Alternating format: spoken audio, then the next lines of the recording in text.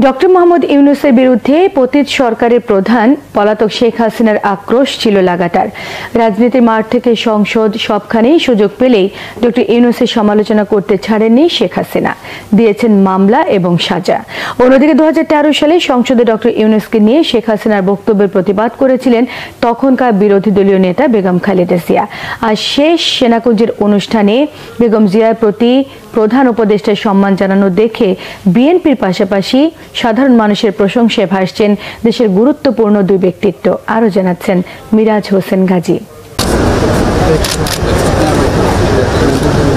সশস্ত্র বাহিনী দিবসের এবারের আয়োজনে গোটা জাতির নজরকাড়া এই দৃশ্য মনে করিয়ে দিয়েছে ফেলে আসা দিনের রাজনৈতিক পরস্পরের প্রতি শ্রদ্ধাবোধ এবং সম্মান দিলে যে সম্মান মিলে, এমন নানা প্রচলিত বাক্য ঘুরছিল সামাজিক যোগাযোগ মাধ্যমেও। তবে বর্তমানে দেশের সবচেয়ে গুরুত্বপূর্ণ দুজনের এমন প্রাণবন্ত আলাপচারিতায় নেটিজেনরা শেখ হাসিনাকে মনে করতেও ভুল করেননি। খালেদা জিয়া বলেছিল যে জোড়াতালি দিয়ে পদ্মা সেতু বানাচ্ছে, কারণ বিভিন্ন স্পানগুলি যে বসাচ্ছে তো ওটা ছিল তার কাছে জোড়াতালি দেওয়া। তো বলছিল জোড়াতালি দিয়ে পদ্মা সেতু বানাচ্ছে, ওখানে চলা যাবে না, চলে ভেঙে পড়বে। তো তাদেরকে কি করা উচিত? পদ্মা সেতুতে নিয়ে যে ওখান থেকে পদ্মা নদীতে টুস করে ফেলে দেওয়া উচিত। আর যিনি আমাদের এটা এমডি পদের জন্য পদ্মা সেতুর মতো সেতুর টাকা বন্ধ করেছে, তাকেও আবার পদ্মা নদীতে দিয়ে দুইটা চুবনি দিয়ে উঠাই নেওয়া উচিত, মরে যাতে না যায়। একটু পদ্মা নদীতে দুটো চুবনি দিয়ে সেতুতে তুলে দেওয়া উচিত, তাহলে যদি এদের শিক্ষা হয়। সামাজিক মাধ্যম থেকে এবার সেনাকুঞ্জের মূল অনুষ্ঠানে নজর দেয়া যাক।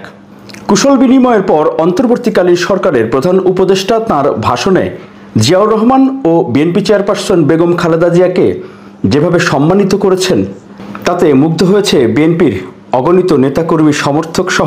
আজ আমরা বিশেষভাবে সৌভাগ্যবান এবং সম্মানিত যে বাংলাদেশের 3 বারের নির্বাচিত প্রধানমন্ত্রী, বীর মুক্তিযোদ্ধা শহীদ রাষ্ট্রপতি জিয়াউর রহমানের স্ত্রী বেগম খালেদা জিয়া আজ এখানে আমাদের মধ্যে উপস্থিত আছেন।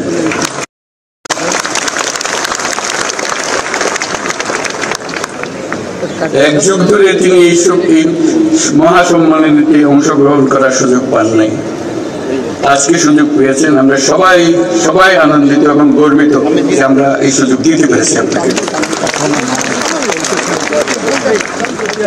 শারীরিক অসুস্থতা সত্ত্বেও এই বিশেষ দিবসে সবার সঙ্গে শরীর খাওয়ার জন্য আপনাকে আবারও ধন্যবাদ। আমরা তার আশু রোগমুক্তি কামনা করছি এবং এই অনুষ্ঠানে বিশেষভাবে স্বাগত জানাচ্ছি। বিগত 15 বছর ধারাবাহিকভাবে শেখ হাসিনার আক্রোশের শিকার ছিলেন ডক্টর মোহাম্মদ ইউনূস।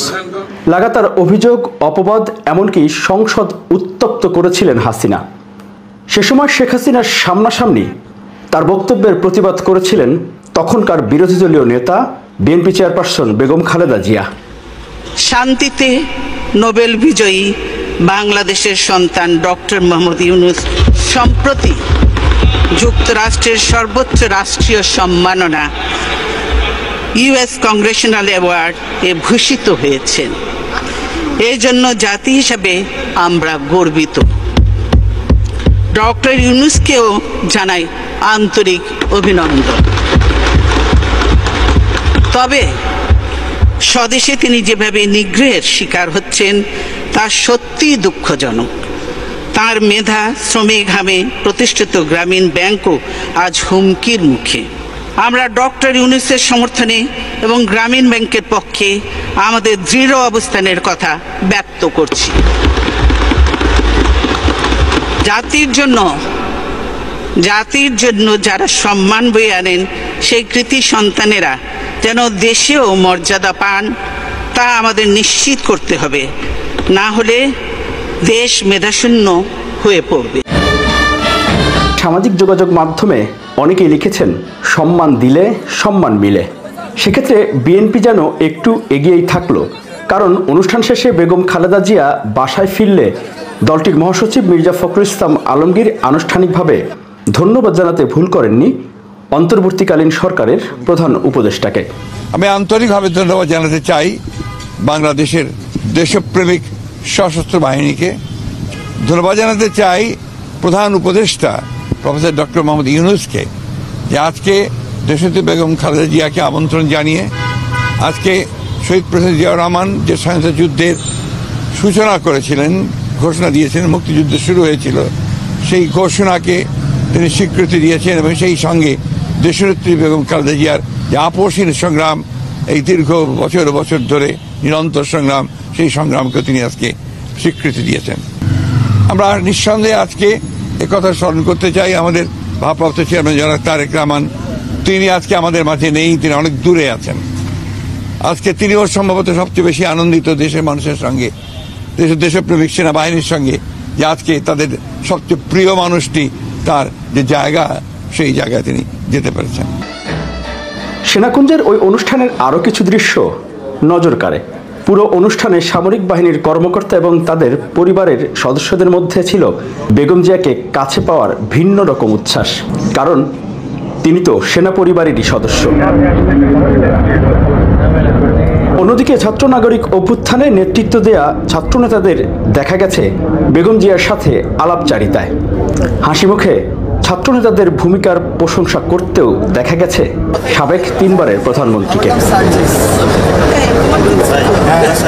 পুরো অনুষ্ঠান ছিল শান্তি ও সম্প্রীতির বাংলাদেশে স্বস্তির এক উৎসব। এ যেন বৈচিত্র্যের মাঝে ঐক্য। মিরাজ হোসেন গাজী, বাংলা ভিশন, ঢাকা।